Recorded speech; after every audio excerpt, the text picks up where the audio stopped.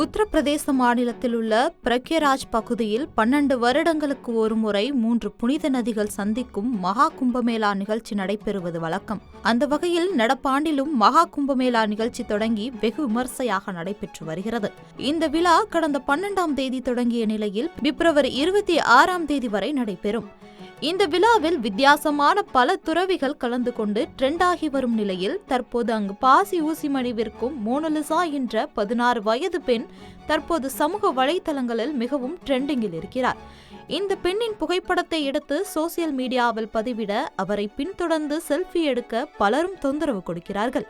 தற்போது வெளியான வீடியோவில் மோனலிசாவை ஆண்கள் கூட்டம் விரட்டி செல்ஃபி எடுக்கும் நோக்கத்தில் முகம் சுளிக்கும் அளவிற்கு நடந்து கொண்டுள்ள செயலால் பாதுகாப்பை கருத்தில் கொண்டு அவரது தந்தை அவரை சொந்த ஊருக்கே இழுத்துச் சென்றுள்ளார். அவர் சொந்த ஊரான இந்தூருக்கு சென்றவுடன் அழகு நிலையம் ஒன்றுக்கு சென்று தனது அழகை மேம்படுத்திக் கொண்டார். மேலும் அந்த பெண் மேக்கப் எதுவும் இல்லாமல் இயற்கையான அழகுடன் இருப்பது பலரையும் கவர்ந்துள்ளது. அந்த பெண்ணின் புகைப்படங்கள் மற்றும் வீடியோக்கள் தற்போது சோசியல் மீடியாவில் மிகவும் ட்ரெண்டாகி வருகிறது. இவ்வளவு அழகான பெண்ணாக இருக்கிறாரே, சினிமாவுக்கு போகலாம் என்று பலரும் தெரிவித்தனர்.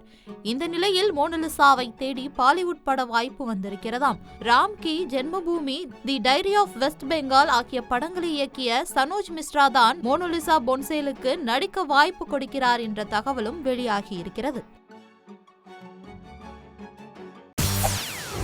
செய்திகளை உடனுக்குடன் தெரிந்து கொள்ள உடனே சப்ஸ்கிரைப் பண்ணுங்க.